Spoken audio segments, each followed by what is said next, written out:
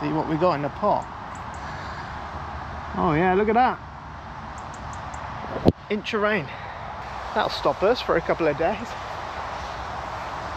It'll also weather down some of those fields that we're hoping to get into winter corn, so you can't have it always.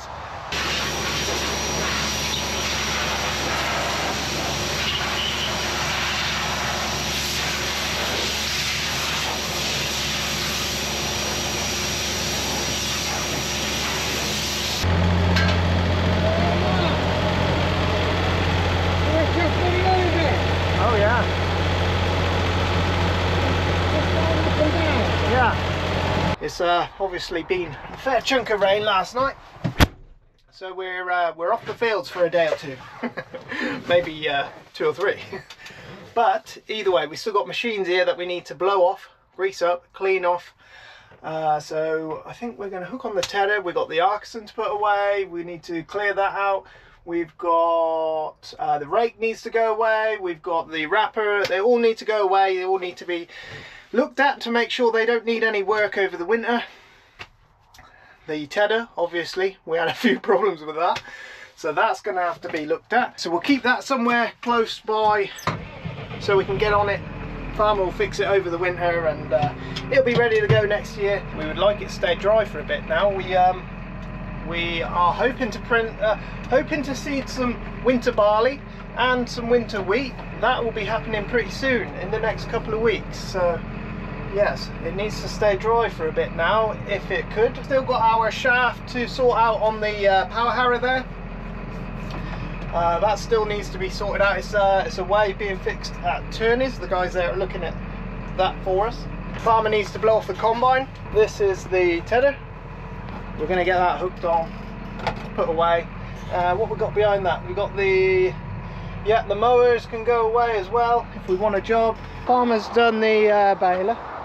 We've done the tedder. The tedder still needs some work done to it, so we're going to keep that around by the farm. Give her everything a good blow off first, then we're going to give everything a quick grease up before it goes away. We'll put all the plastic wrap, that'll go away as well. We'll keep that indoors so it doesn't go bad. Give her give everything a good glance over, like all the nuts and bolts.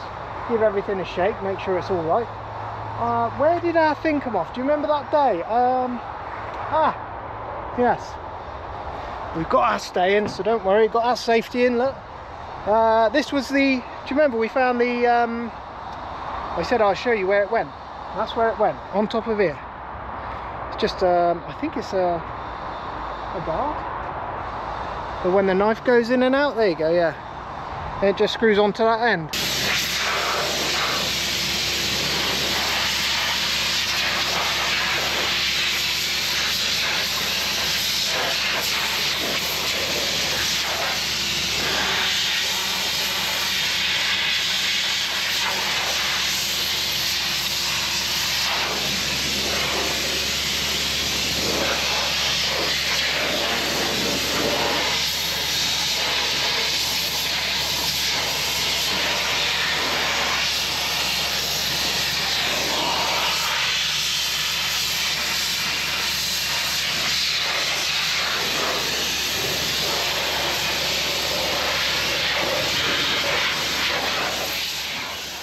All shined up.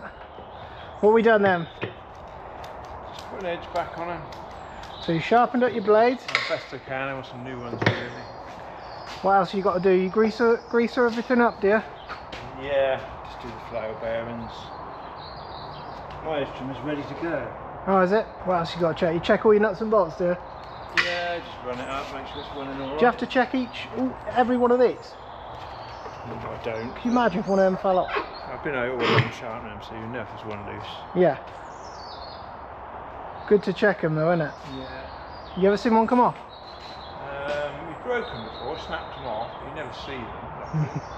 No. If that come through the cab, you'd know about it, wouldn't you? Yeah. Yeah. This used to be the good one, didn't it? Yeah. Put some hours on this one, didn't you? Yeah, it's the older one too. Yeah. Do you prefer your little joystick now? No, I got used to the other one. So you prefer your joystick now to your little. Yeah. Oh dear. It took a year or two, but I do now. Yeah. That's like anything, isn't it? Once you use something for long enough, you soon get used to it, don't you? For such a small machine, this thing has, oh no,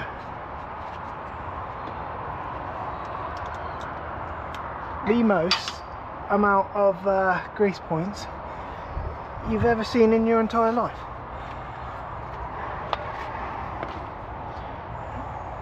Oh, where is that one? It's going to be underneath in the dirt. Oh yeah.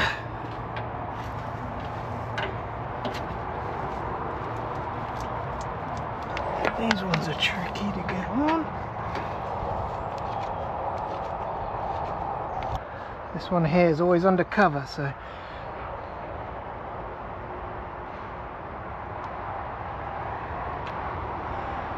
one tends to get missed. The shear bolt, there's a shear bolt in here,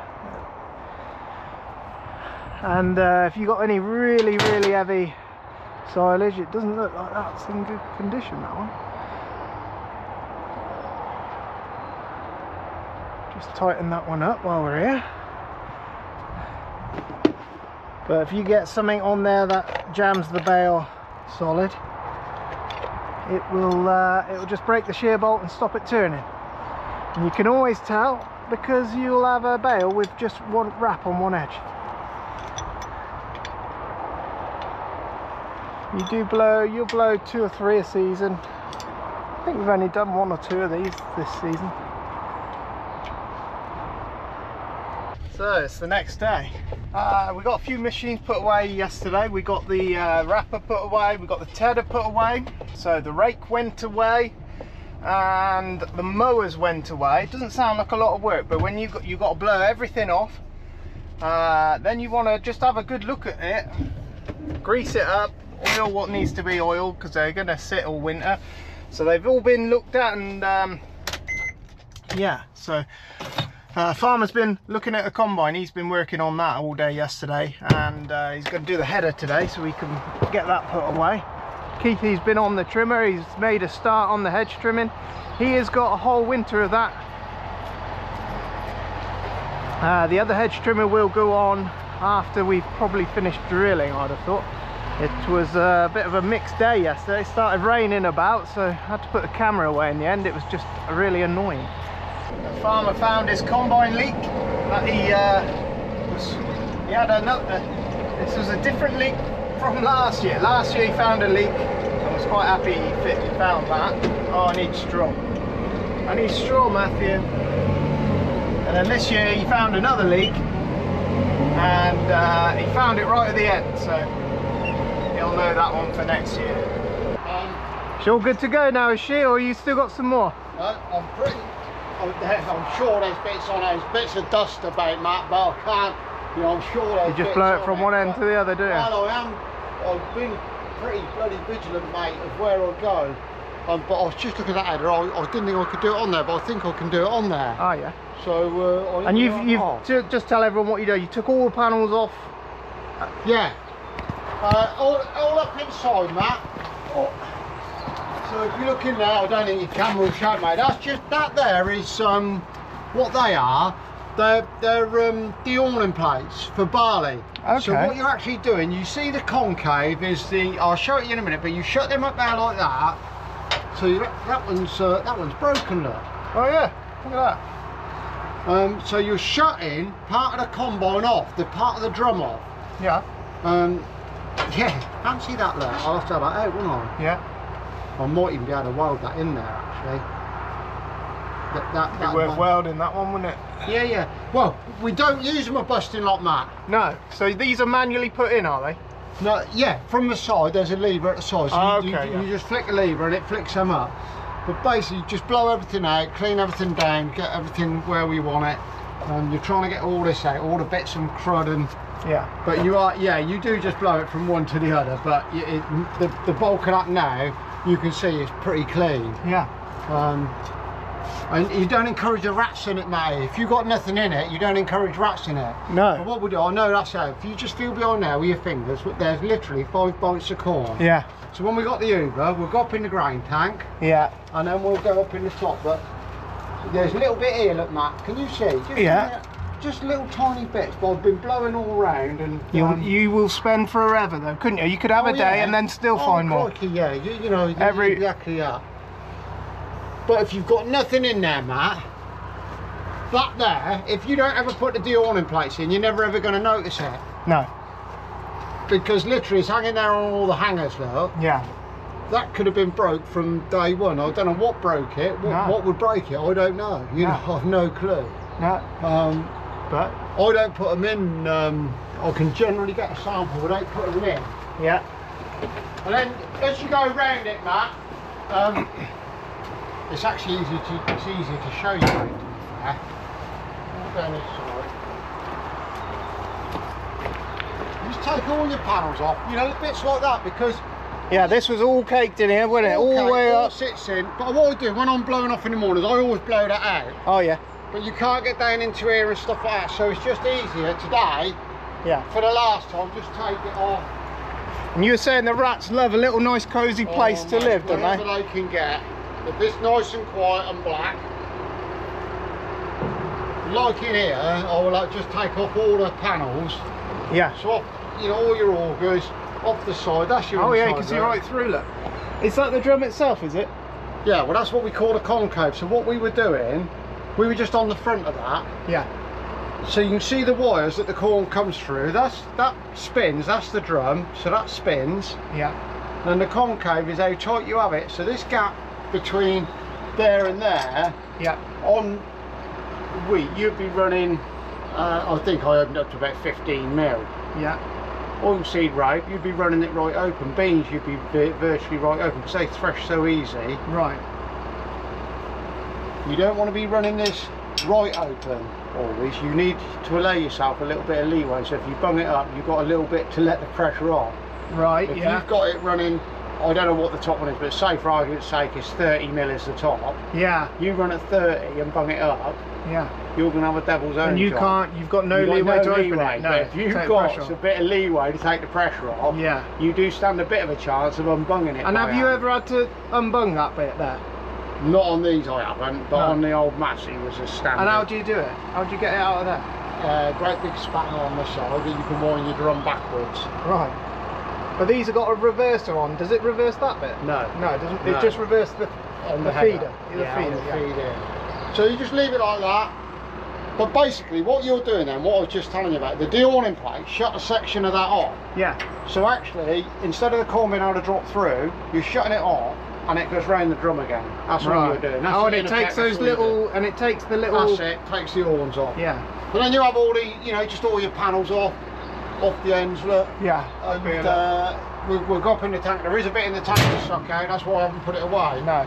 All your elevators. And underneath as well, isn't there? Underneath, yeah, You ran it. You said you run it up quickly and just let everything Yeah, sort that's of it. fizzle through. Yeah, you run it up and blow it through, or balloon it off, then run it up again. Underneath there. But you don't wash it, and there's a reason we don't wash it, isn't there? No, because if you wash stuff, you will have.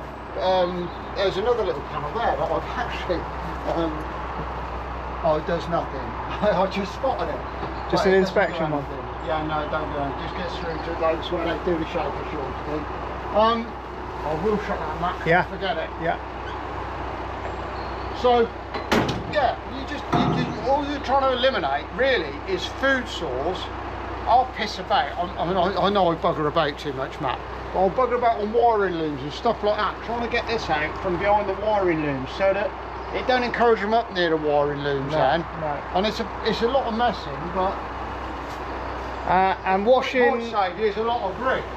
When you start washing stuff, you start putting water in bearings and chains, and Matt, it's no good, is no it? bullshit. I will absolutely guarantee to you, if you pressure wash this off, you'll have a load of bearings go in the. Yeah. Just when you're busy, you will have bearings go. You're better off to go out in the field with it looking like that. Yeah. Right. So you know, it looks untidy with it being a bit dirty, but it's yeah. You don't want it sitting all winter with water in bearings. They start rusting, and then you've got real problems. Is it any step forward on your old combine? Oh, The CX, what was it? Your old one, CX. the 8070. Yeah. Do you notice the extra horsepower? Yeah. Oh, you do. but only if you're pushing it along. The thing is, and I think we've said it before, Matt, is this, that, you know, that system of tilting that forward, that is the only sort of major difference between this combine and that 8070. And that 8070 was a brilliant combine. Yes, you couldn't do those adjustments, could you? No. It was fixed. No, it's fixed. But you can have that as an option with a hydraulic ram on, can't you? To do all that? I believe so. I think on the CRs is standard with hydraulic. Oh, right. I'm not sure on these. No. You know, the boys at Turner's will tell you. You can see it's right back here, look. Yeah. And that adjusts your knife on the floor, doesn't it? It was too far forward. Yeah. My knife last year was too far forward. I knew it was. Yeah. But because I didn't know enough about it, I thought I'm probably better to just leave it alone. Yeah. David, I think, did it from Turner's, and you know, he set it up on the concrete mat, and he was telling me where it needed to be. To be honest, mate, it's perfect. Yeah. And also, I was found out what with the sensitivity on the header. I knew there would be a way, and it's just a case of finding out. So you got to dig a book out and have a look. From the old combine, that's really the same. I didn't know that it got more horsepower, if I'm truthful, mate. No. But yeah, this is the mid. They do one more, which is higher.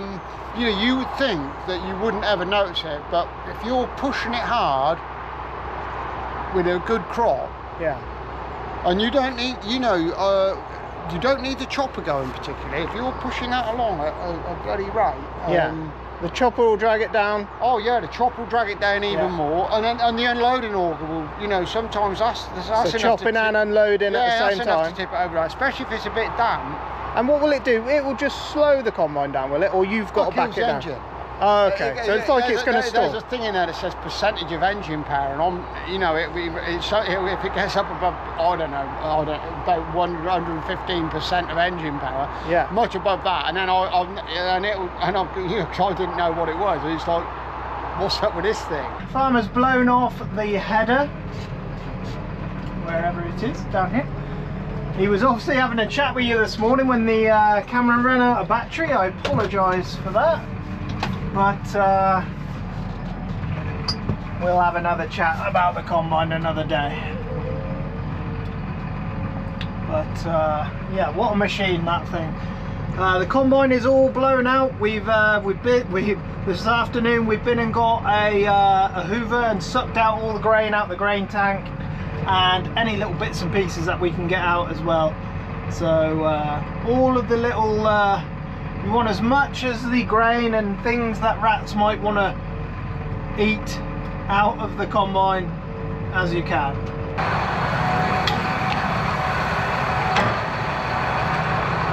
It's blimmin' weather. 1 minute it's bright sunshine and then it is raining again. Just double check that your pins are in. You do not want this thing to fly off down the road. That's all that holds it on, those two pins. It's just mad how a tool that costs £200,000, I think it was more than that. I think when we bought it was £230,000, and I think it's just mad. The most expensive machine on the farm is only used for a month, 6 weeks. It's just crazy. But never mind. We're going to get this put away. The farmer brought up the Arkeson. The Arkeson's been cleaned off. That's been put away. This one, it pulled up ever so hard and knobbly. And it was important that we got across this one, you know, even if we didn't get across everything else. But you can see it's all greened up. When we were powering it the other day, it turned it all brown, but it all greens back up again. And farmer will be, he'd like to be across there now really, spraying it, but as soon as it's dry he'll be across there spraying it before we drill it. With winter wheat, I think we're sticking with the Zayat wheat over here, and the other half of the farm is overwinter stubbles. Well, I'll show you these fields actually. These were the overwinter stubbles from last year, but pay attention to how clean they are. Nothing but brown dirt. Now if you get in there, there are weeds coming, and farmer will spray it before we drill, but we've had 2 or 3 really good kills this year, and because of the year it's been, there's been a hell of a lot of weeds grow. So yeah, look at this, look. So when it comes to, hopefully we're going to learn something. Back end of that field was terrible bad for blackgrass, so you know, we'll learn something from it. And yeah, unfortunately they are paying you they're paying you more to have overwinter stubbles than they are to have food, so that's just the way it is. So I think even ourselves are going to include some of that overwinter stubbles in our rotation a little bit, just to help clean up fields. And yeah, but it's going to lessen the workload for next year. There's only half the amount here to combine. See if we can do this without destroying his shed this time.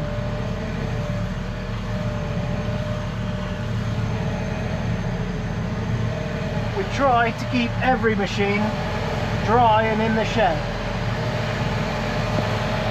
Not always easy to get everything in there, but we do get 99% of them in the dry, in the shed. I can't tell you how important that is for just keeping machines good, you know. He's got to find himself something to do. This is the Timothy grass. We never re-fertilise it because obviously we had grass everywhere, but he's quite happy on the old ones. He doesn't like being on the new ones. He can't get them he can't get them going, he says.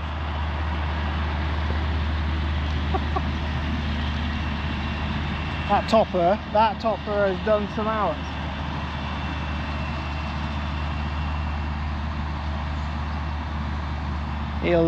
He'll stick at that until he gets bored, and then he'll give up. Young Dave's been doing a lot of it. Young Dave's been doing a lot of the topping. Right, tractor. He's got to be doing something though. 84 years old, you'd think he'd slow down a bit, wouldn't you?